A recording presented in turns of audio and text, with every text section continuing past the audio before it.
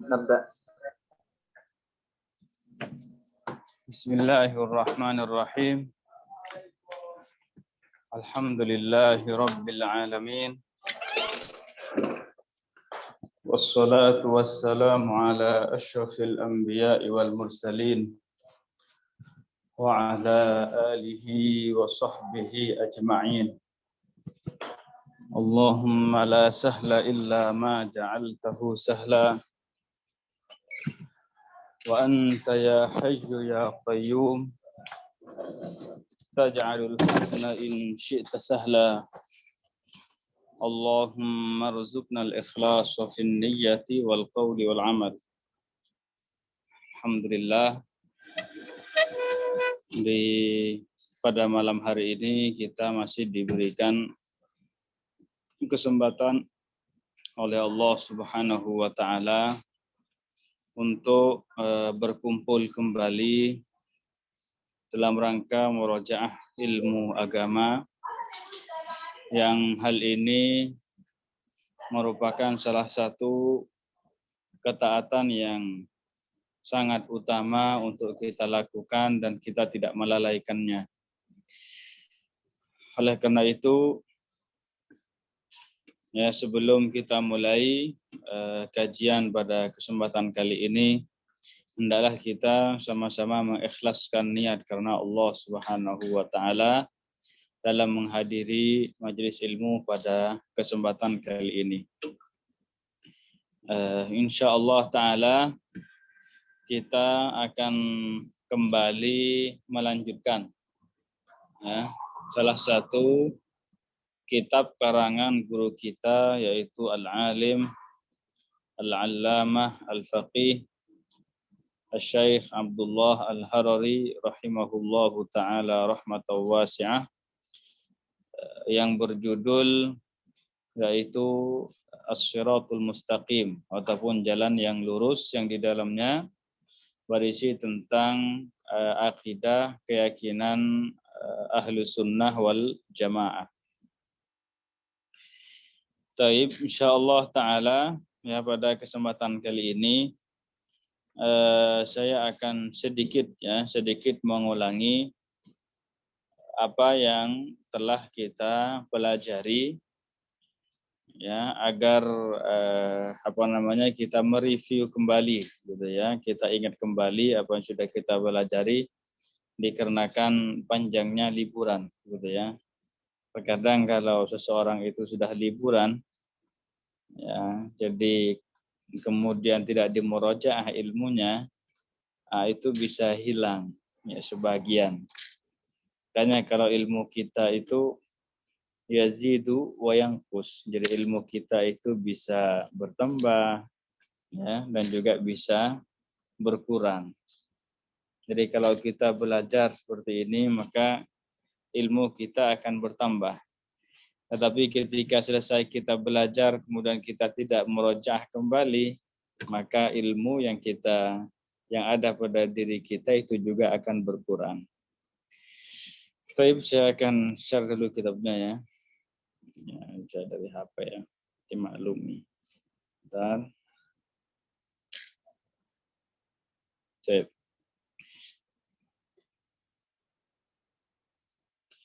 Insyaallah taala, ya, kita akan kembali mengulangi dari pembahasan ini, yaitu audun ila taqsimil kufri li ziyadati faidatin, yaitu mengulang kembali terhadap pembagian. Artinya kita bicara kembali tentang pembagian kekufuran dikarenakan, ya, untuk menambah faedah saja.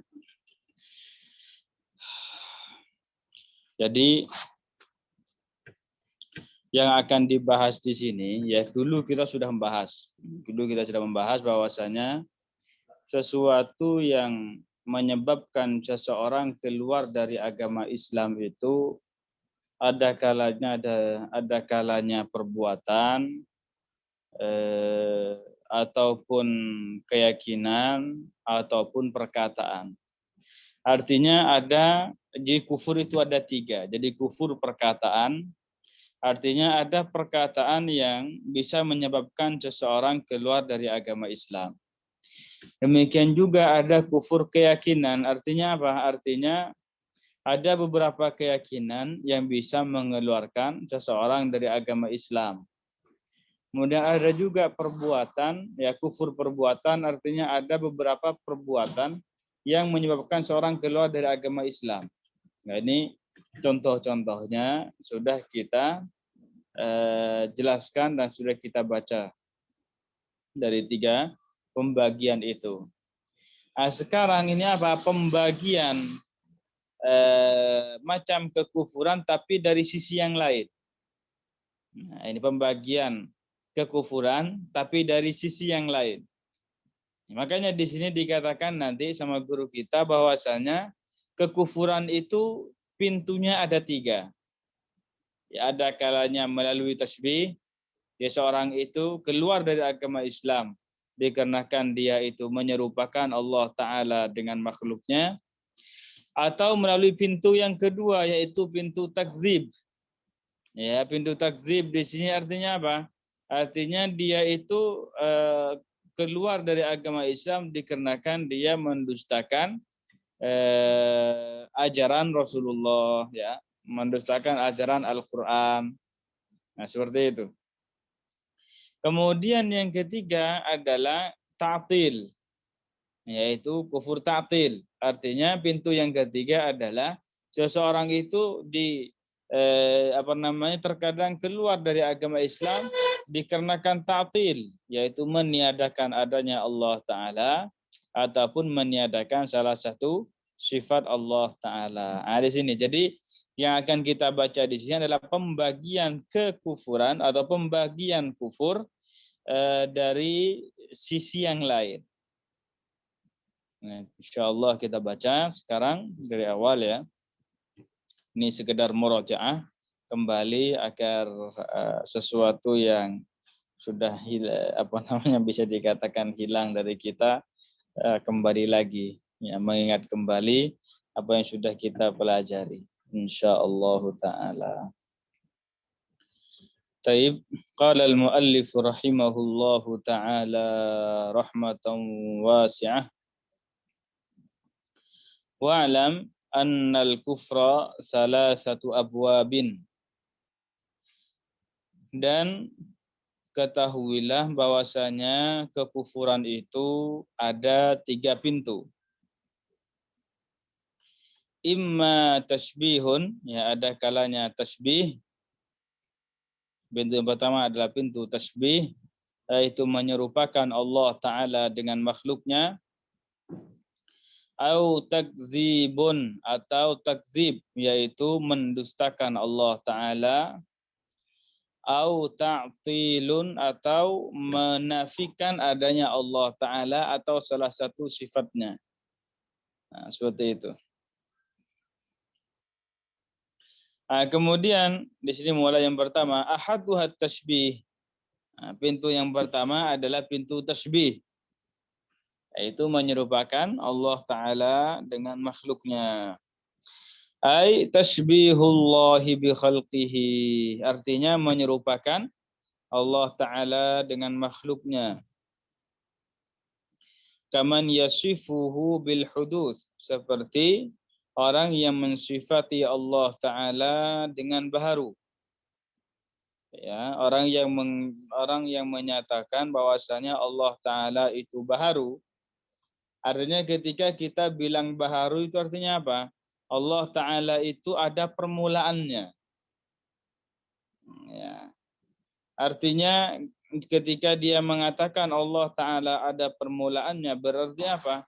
Berarti dia mengatakan Allah Ta'ala asalnya tidak ada, kemudian menjadi ada. Artinya kalau mengatakan seperti itu, berarti dia mengatakan Allah Ta'ala itu adalah makhluk. Ya, diciptakan, bukan pencipta. Nah, itu maksudnya.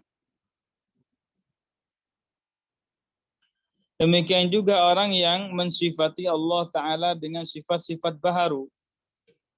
Ya, seperti halnya naik, turun, bersemayam, tinggal di satu tempat, tinggal di semua tempat, kemudian ngantuk, lemah, tidur dan semacamnya. Ya, orang yang mensifati Allah Ta'ala dengan sifat-sifat yang baru, yang merupakan sifat makhluk, maka orang ini juga dihukumi keluar dari agama Islam. Awil fana'i, atau mensifati Allah Ta'ala dengan binasa.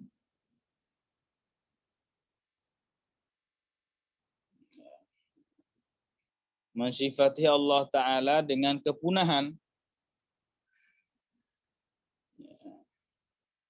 Maka di sini juga dihukumi keluar dari agama Islam. Jadi kalau ada orang yang bilang begini, Allah Ta'ala itu akan mati, Allah Ta'ala akan binasa, ya kan, orang ini ya dihukumi keluar dari agama Islam. Awil jismi, atau mensifati Allah Ta'ala dengan benda. Mengatakan Allah Ta'ala benda, baik benda yang bisa dipegang oleh tangan, seperti manusia, pohon, batu, ya, bumi, langit, semacamnya. Jadi yang mensifati Allah Ta'ala dengan benda, baik yang bisa dipegang oleh tangan seperti yang saya sebutkan tadi, ataupun benda yang tidak bisa dipegang oleh tangan, ya contohnya seperti angin, ya udara, kemudian cahaya, kegelapan, malaikat, jin. Nah, maka orang itu dihukumi keluar dari agama Islam. Sebagaimana dikatakan oleh Imam Asy-Syafi'i radhiyallahu anhu ardhah, yang diriwayatkan oleh Al-Imam As-Suyuti dalam kitabnya Al-Ashbah wan Nadhair, yang maknanya kata beliau al-mujassimu kafirun. Artinya orang yang meyakini, orang yang menjisimkan Allah Ta'ala, menganggap Allah Ta'ala itu benda, maka dia dihukumi keluar dari agama Islam. Nah, awil launi, atau mensifati Allah Ta'ala dengan warna. Entah warna hitam, entah warna putih, dan semacamnya. Awil syakli, atau mensifati Allah Ta'ala dengan bentuk. Awil kammiyati, ay miqdaril hajmi, atau mensifati Allah Ta'ala dengan ukuran suatu benda. Entah itu besar, entah itu kecil, entah itu sedang. Maka semuanya ini, ya, orang yang mensifati Allah Ta'ala dengan sifat-sifat tersebut dihukumi keluar dari agama Islam. Semuanya ini adalah sifat-sifat makhluk. Ya, sebagaimana yang dikatakan oleh Al-Imam Abu Ja'far At-Tahawi, wa man wasafallaha bima'nan min ma'anil bashari faqad kafar. Barang siapa yang mensifati Allah Ta'ala, barang siapa yang mensifati Allah Ta'ala dengan salah satu sifat manusia, maka dihukumi keluar dari agama Islam. Ya, karena dia mendustakan firman Allah Ta'ala, laisa kamitslihi syai'. Allah Ta'ala tidak menyerupai sesuatu pun dari makhluknya. Kemudian mendustakan firman Allah Ta'ala, walillahil masalul a'la. Dan Allah Ta'ala bersifatan dengan sifat yang tidak serupa dengan sifat-sifat makhluknya. Dan firman Allah Ta'ala, walam yakul lahu kufuwan ahad, ay la syabiha lahu wala mathil. Artinya, dan Allah Ta'ala tidak ada yang serupa dan yang semisal dengannya. Jadi orang yang mensifati Allah Ta'ala dengan baru, kepunahan, benda, warna, bentuk, ukuran, maka orang ini telah mendustakan ayat-ayat tersebut, dan orang yang mendustakan ayat-ayat Allah Ta'ala, ya, hukumnya keluar dari agama Islam. Ya. Al-Imam An-Nasafi beliau mengatakan dalam kitabnya Al-Aqidah An-Nasafiyah, waraddun nususi kufrun, dan membantah atau menolak nas-nas syariat Islam hukumnya adalah kufur.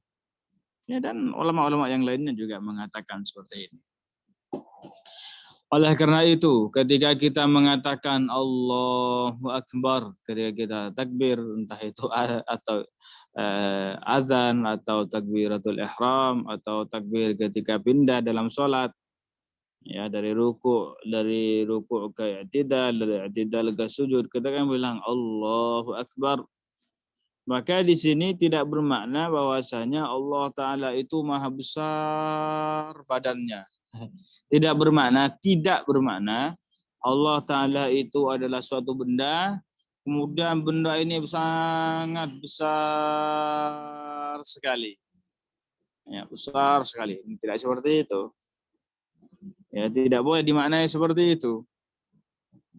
Ya, makna daripada Allahu Akbar ai qadran, artinya Allah Ta'ala maha besar kekuasaannya.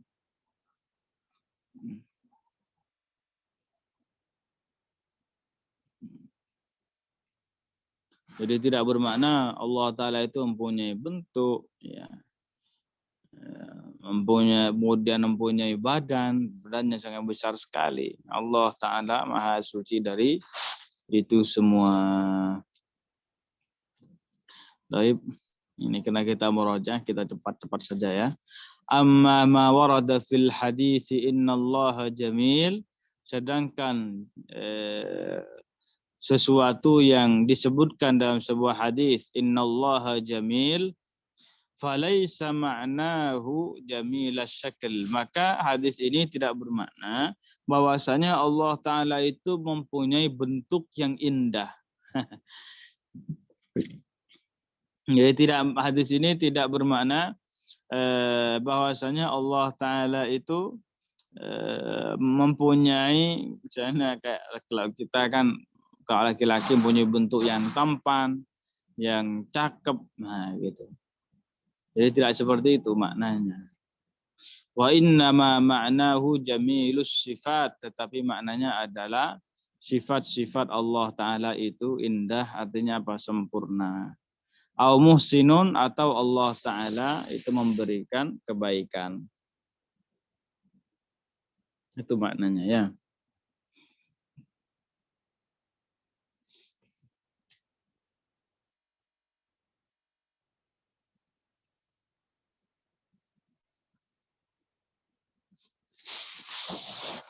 Baik. Kemudian sanihat takdzib. Nah, yang kedua sekarang, pintu kekufuran yang kedua adalah takdzib, yaitu mendustakan, Maksudnya di sini mendustakan apa? Ini disebutkan sama Syekh. Ai takdzibu ma warada fil Qur'anil Karim. Artinya mendustakan sesuatu yang terdapat dalam Al-Qur'an.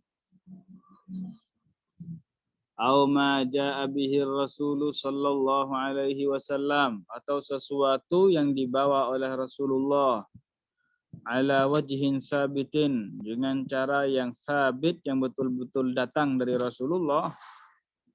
Wa kana mimma ulima min ad-din bid-darurah, dan sesuatu itu adalah termasuk dari hal yang diketahui dari agama secara pasti, dalam agama secara pasti. Ya, artinya gini ya. Jadi dia itu, jika ada orang yang mendustakan Al-Qur'an, maka dihukumi keluar dari agama Islam. Jika mendustakan sesuatu yang datangnya dari Rasulullah, memang ini apa betul-betul datang dari Rasulullah gitu ya. Sabit, tetap datangnya dari Rasulullah. Kemudian perkara ini adalah perkara yang diketahui dari agama secara pasti. Artinya apa? Artinya orang yang alim ataupun orang yang ngerti agama, ya orang yang pintar lah, alim, dan orang yang awam itu tahu bahwasanya ini bagian dari agama. Nah, gitu. Contohnya gimana? Ka'tiqadi fana'il jannati wan nar. Seperti meyakini punahnya surga dan juga neraka. Jadi jika ada orang yang meyakini bahwasanya surga akan punah,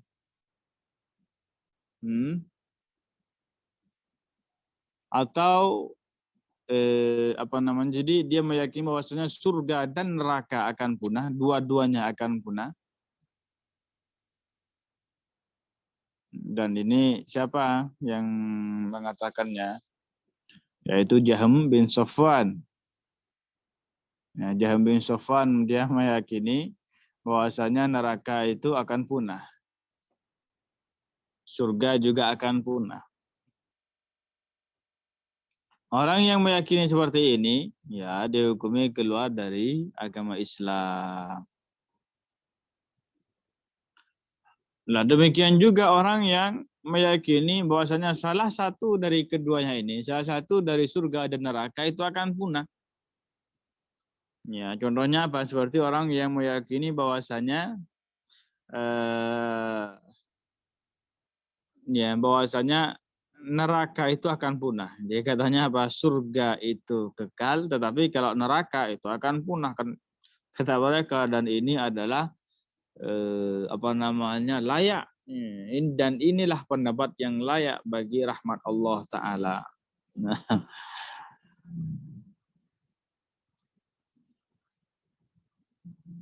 Nah, yang mengatakan seperti ini siapa? Maksudnya yang menyatakan bahwasanya neraka itu akan punah itu siapa? Yaitu Ibnu Taimiyah. Ya, Ibnu Taimiyah. Awalnya dia itu membantah biza'mihi, dia membantah Jahm bin Safwan atas pernyataannya bahwasanya surga dan neraka akan punah. Ya, setelah itu apa? Ternyata dia mengambil dari separuh keyakinannya Jahm bin Safwan dengan mengatakan gimana? Surga akan kekal, tetapi neraka akan punah. Auzubillah. Pertanyaan sederhananya gini, kalau neraka itu akan punah, kalau neraka itu akan punah, penduduk neraka itu mau dikemanain? Nah, itu pertanyaan mudahnya, bantahan mudahnya. Nerakanya punah, terus orangnya, penduduk nerakanya itu mau dikemanain? Mau dimasukkan surga? Ya jelas tidak, karena Allah Ta'ala mengharamkan surga bagi orang-orang kafir. Orang kafir tidak akan masuk surga, udah itu udah. Masuk surga, penduduk neraka ini setelah punahnya neraka masuk surga ya enggak, kan begitu. Terus mati mereka? Mati juga enggak. Karena dalam di akhirat itu tidak ada yang orang mati lagi. Disebutkan dalam sebuah hadis bahwasanya kematian itu nanti dirubah bentuknya, kematian itu dirubah bentuknya dengan bentuk seekor kambing. Setelah itu di kematian yang dirubah bentuk ini menjadi seekor kambing, dan Allah Ta'ala Maha Kuasa atas itu. Bukan suatu yang sulit bagi Allah. Itu dibawa itu kambing di suatu tempat antara surga dan neraka. Penduduk surga melihatnya, penduduk neraka bisa melihatnya. Ya, setelah itu apa? Yang kematian yang sudah dirubah bentuk menjadi seekor kambing ini disembelih. Setelah itu malaikat mengatakan, ya ahlal jannati la maut. Wahai penduduk surga, tidak ada kematian lagi. Senang penduduk surga. Jadi artinya memang awalnya memang seneng gitu ya, udah masuk surga, dengar perkataan ini tambah seneng lagi. Kemudian malaikat juga mengatakan, ya ahlan nar, la maut, wahai penduduk neraka, tidak ada kematian lagi. Ya, akhirnya mereka tambah sedih. Udah dari awal masuk neraka sudah sedih kok, gitu kan, siksa terus. Malah sekarang apa? Mendengar perkataan malaikat bahwasanya tidak ada kematian lagi. Artinya kamu akan di neraka terus. Tambah sedih mereka. Ya, seperti itu. Makanya di sini ya pertanyaan mudahnya seperti itu, bantahan mudahnya. Ya, orang Wahabi itu mereka membaca masalah ini. Pernyataan imam mereka bahwasanya neraka itu akan punah.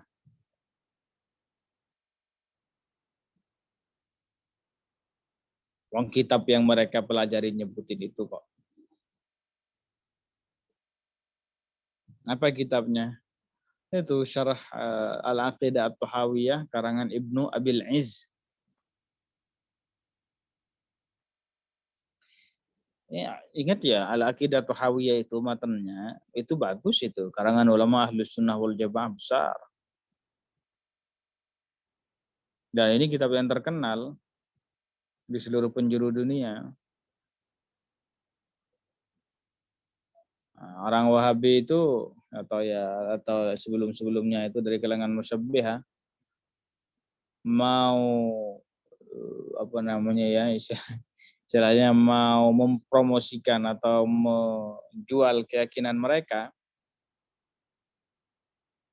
Gimana caranya biar cepat tersebar? Akhirnya mereka bisa menurut mereka katanya ngarang syarah kitab Aqidah At-Tahawi, Al-Aqidah At-Tahawiyah. Nah, salah satunya dari mereka siapa? Ibnu Abil Izz ini.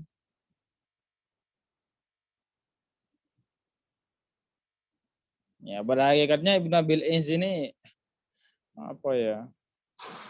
Ya, banyak membantah bizamihi terhadap isi dari kitab ini, dari kitab Al-Aqidah At-Tahawiyah. Dalam Al-Aqidah At-Tahawiyah dijelaskan itu kan wal jannatu wan nar abadiyatan la tafnayan. Surga dan neraka itu akan kekal dan tidak akan pernah punah. Disebutkan begitu. Nanti disebutkan menurut bizamihi Imam Ibnu Taimiyah, nah, gitu nanti. Jadi gitu, nyisipin kayak gituan.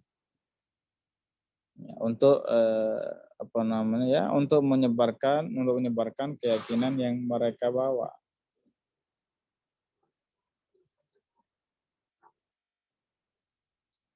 Subhanallah.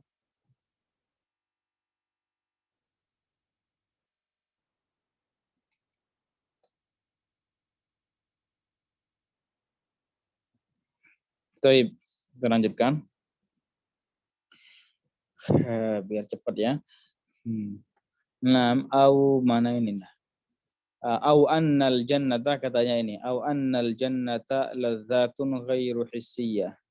Atau meyakini bahwasanya surga itu adalah suatu kelezatan, kenikmatan yang tidak bisa dirasakan. Gimana itu? Pendustaan ini terhadap ayat-ayat Al-Qur'an. Wa annan nara alamun ma'nawiyah, dan meyakini bahwasanya neraka itu adalah sakit yang maknawi. Itu juga untuk pendustaan. Au ingkari ba'tsil ajsadi wal arwahi ma'an, atau mengingkari dibangkitkannya jasad dan roh sekalian. Jadi jasadnya dibangkitkan, rohnya juga dibangkitkan. Mengingkari hari kebangkitan, ya, ini hukumnya keluar dari agama Islam.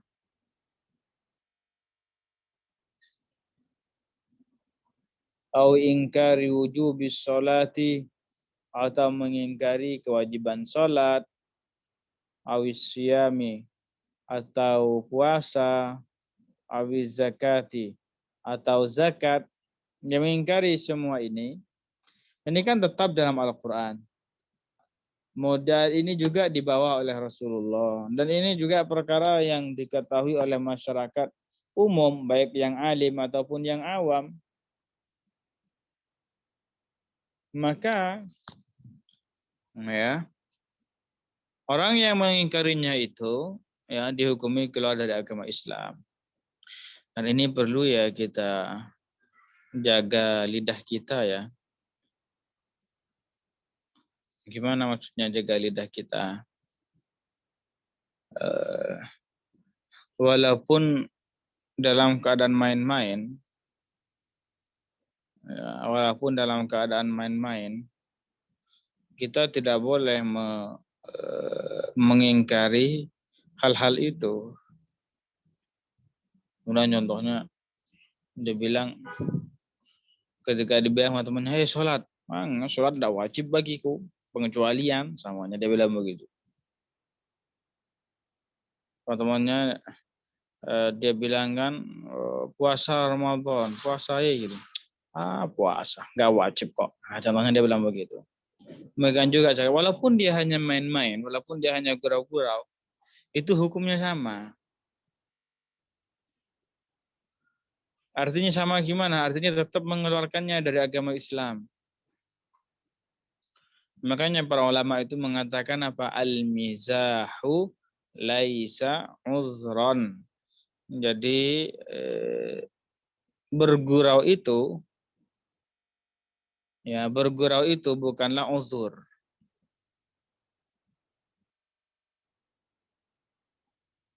Artinya jika dia bergurau dalam hal-hal yang telah kita sebutkan tadi, contohnya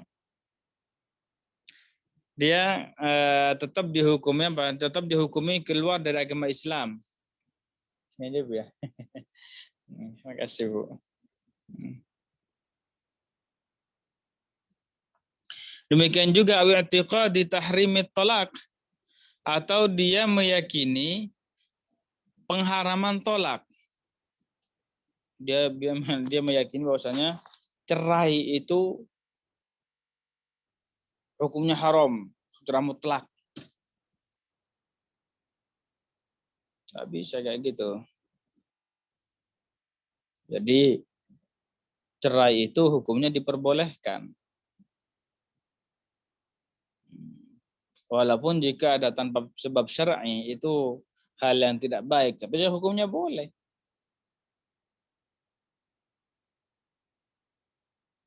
Kecuali dalam beberapa keadaan, contohnya istrinya lagi haid. Nah, ini haram dicerai.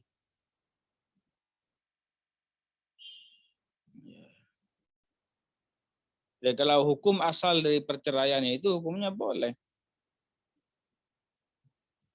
Bahkan dalam suatu keadaan itu hukum menceraikan istrinya itu lebih baik daripada tidak mencerainya. Gimana itu? Nah, itu seorang istri ini contoh ya, ini sudah contoh. Ada seorang istri yang tidak sholat. Disuruh sholat sama suaminya, enggak mau. Disuruh sholat sama suaminya, enggak mau. Enggak mau sholat, enggak disuruh. Maka istri yang seperti ini lebih baik diceraikan. Daripada apa? Daripada tidak dicerai. Menetapkannya pada diri kita. Ngapain dia nggak menjaga hukum Allah? Seperti itu. Baik, kita lanjutkan. Au tahlilil khamri, atau menghalalkan khamr. Demikian juga ya, walaupun dia gurau-gurau. Dia gurau-gurau sama temannya, sambil gurau-gurau begitu, khamr halal. Dan itu banyak terjadi di kalangan anak muda-muda sekarang itu, ya Allah, yang nggak bisa menjaga lidahnya. Kenapa mereka tidak bisa menjaga lidahnya? Karena mereka tidak belajar ilmu agama.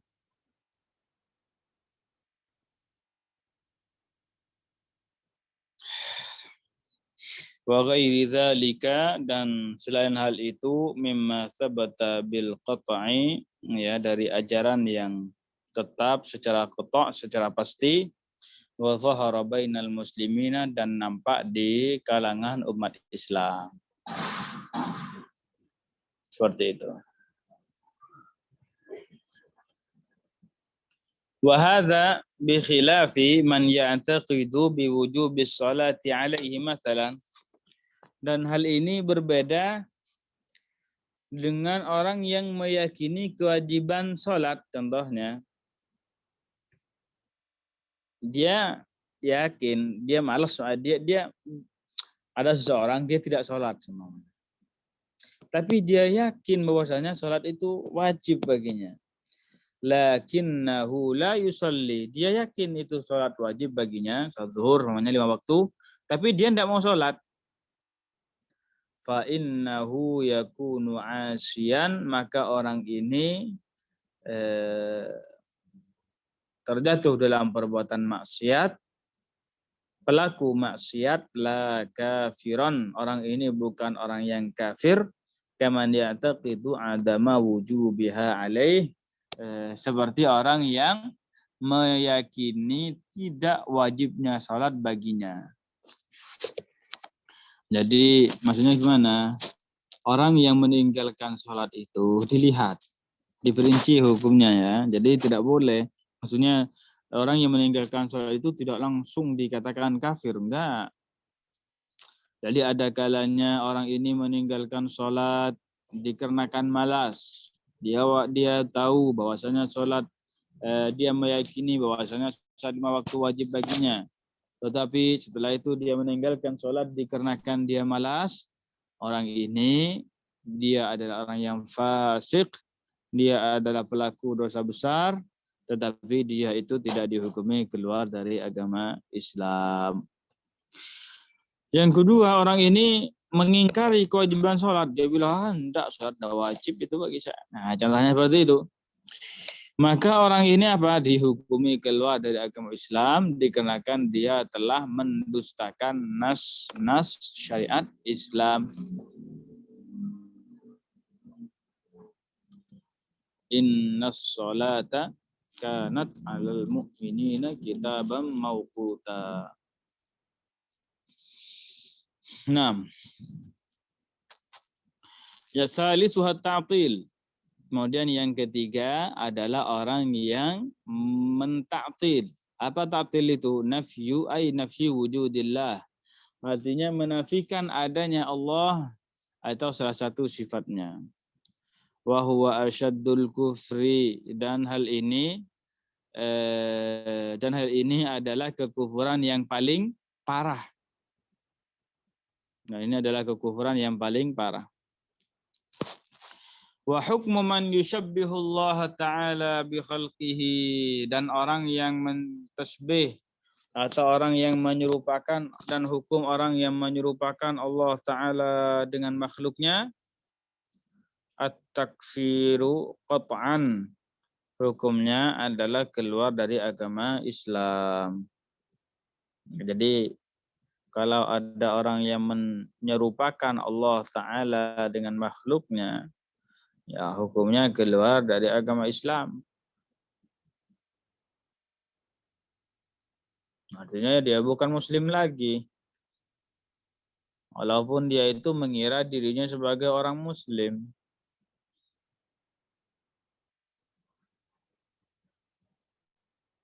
Makanya gini ya. Ada orang yang meyakini Allah Ta'ala kencing. Ada orang yang meyakini bahwasanya air hujan ini adalah katanya kencing Allah Ta'ala.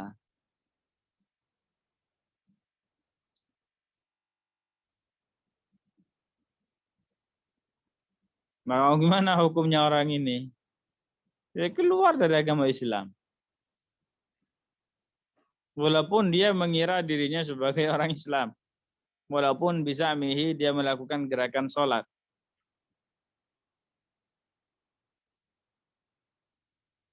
Ada semuanya orang yang meyakini bahwasanya ya, Allah Ta'ala itu mati semuanya. Atau Allah Ta'ala sakit. Atau Allah Ta'ala itu ngantuk. Gimana hukumnya orang ini? Ya keluar dari agama Islam. Karena apa? Walaupun dia itu sangat bodoh sekali. Karena apa? Ketika dia mengatakan seperti itu, biar berarti dia tidak mengenal Tuhannya. Orang yang tidak mengenal Tuhannya itu hukumnya gimana? Ya bukan Muslim. Ya,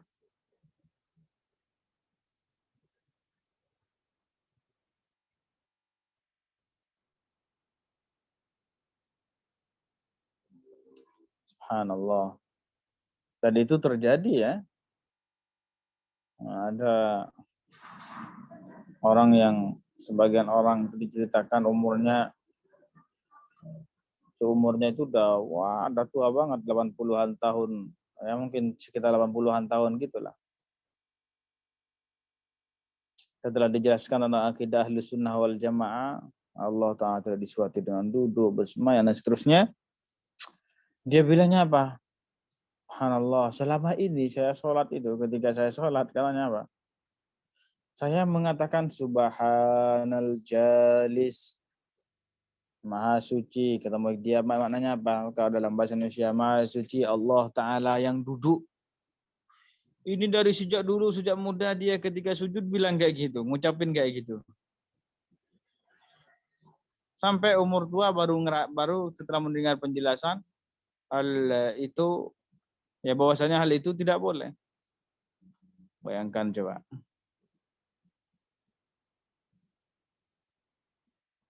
Bahkan sebagian ulama mengarang sebuah kitab Man yakfur wala yash'ur. Ada sebagian orang yang keluar dari agama Islam tanpa dia sadari. Ya, makanya disinilah pentingnya kita murojaah ilmu agama, belajar ilmu agama, ngaji ilmu agama kepada ahli sunnah kepada ya orang-orang ahli sunnah wal jamaah. Jangan sampai salah guru. Salah guru itu sangat berbahaya sekali. Salah guru itu sangat berbahaya sekali.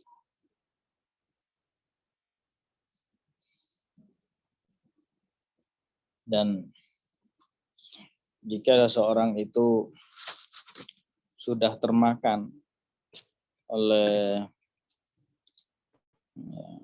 dan jika seorang itu sudah termakan oleh syubhat orang-orang di luar Ahlus Sunnah wal Jamaah,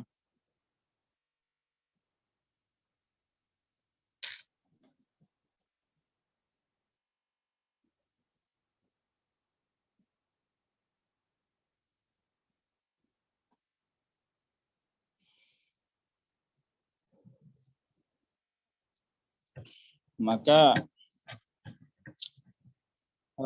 orang ini, ya, orang kayak gini, itu susah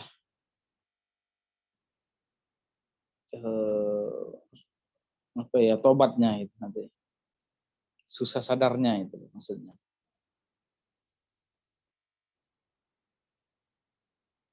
Subhanallah. Banyak jadi orang-orang yang sudah masuk di Wahabi dan ini terbukti. Ya memang ada dari mereka yang tobat, memang ada. Tetapi mayoritasnya itu sangat sulit untuk tobat. Kenapa coba? Karena termakan racun-racunnya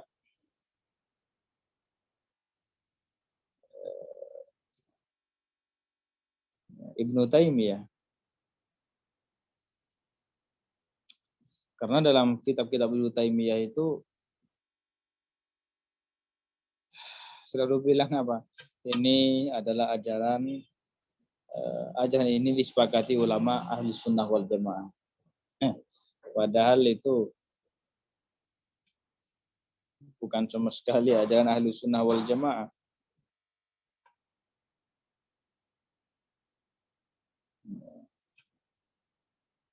Dan sering dia juga bilang ajaran ini adalah ajaran para ulama hadis, ahlul hadis, disepakati oleh ulama ahlul hadis.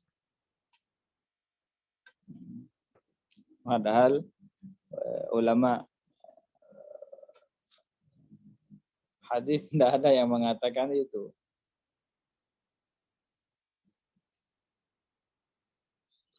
Kemudian ya begitu-begitulah. Jadi menisbatkan ajaran-ajaran menyimpang tersebut secara dusta kepada para ulama, baik itu ulama hadis, ulama tafsir, ataupun ulama-ulama yang lainnya. Makanya di sini kalau sudah termakan oleh racunnya, itu sangat sulit untuk bertobat. Disinilah pentingnya kita mencari guru. Kita harus selektif dalam mencari guru.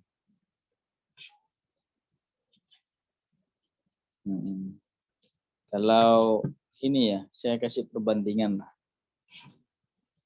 Kalau saya ini ngaku-ngaku lah sebagai ahli kedokteran. Saya bilang saya ini ahli bedah. Ahli bedah ini, operasi ini.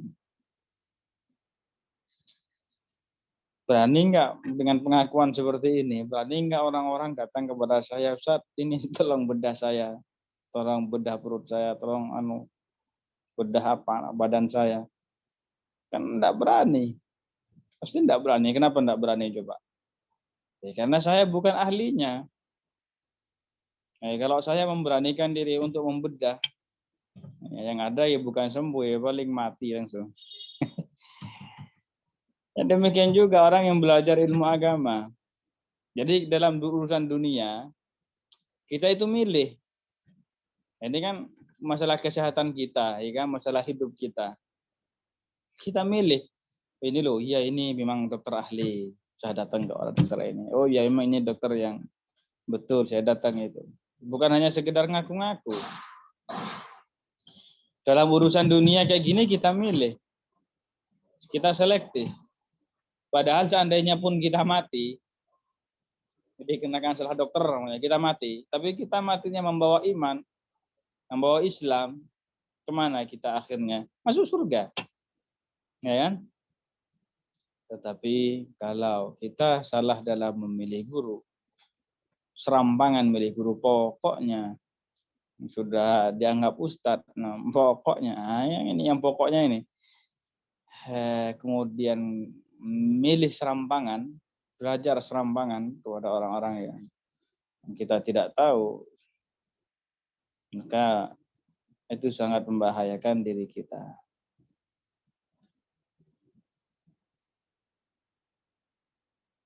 Hanya fanzuru amman ta'khuduna dinakum, maka lihatlah dari siapa kalian belajar ilmu agama kalian. Ini yang dikatakan oleh Ibnu Sirin. Baik. Kalau ada teman-teman yang mau bertanya, dipersilahkan.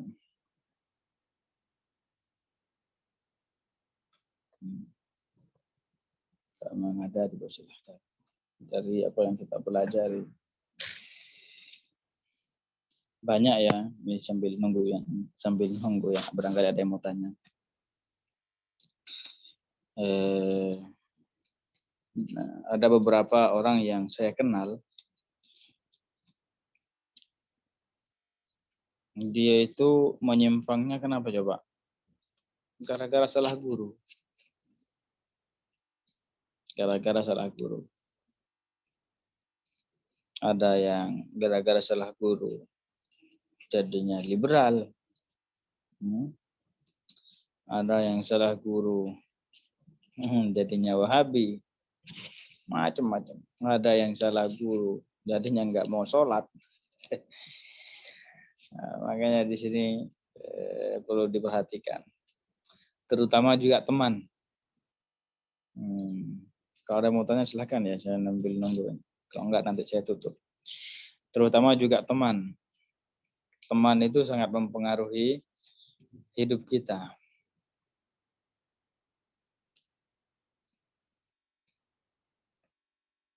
Nah, kalau seumpamanya kalau seseorang itu temannya banyak yang tidak benar, itu dikhawatirkan akan terikut tidak benar.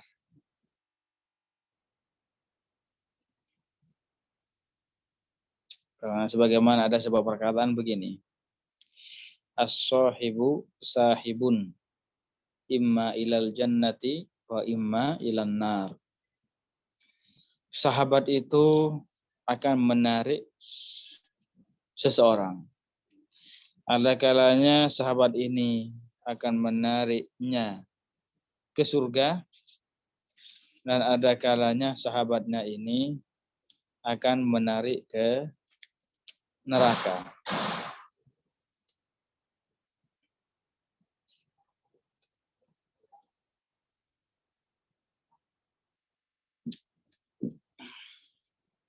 Subhanallah. Baik, kalau memang tidak ada yang mau bertanya, kita cukupkan sampai di sini majelis kita pada kesempatan kali ini. Semoga kita diberikan keistiqomahan oleh Allah Subhanahu wa taala dalam melaksanakan ketaatan kepadanya, dan semoga kita dijauhkan oleh Allah taala dari hal-hal yang tidak diridhoinya, dan semoga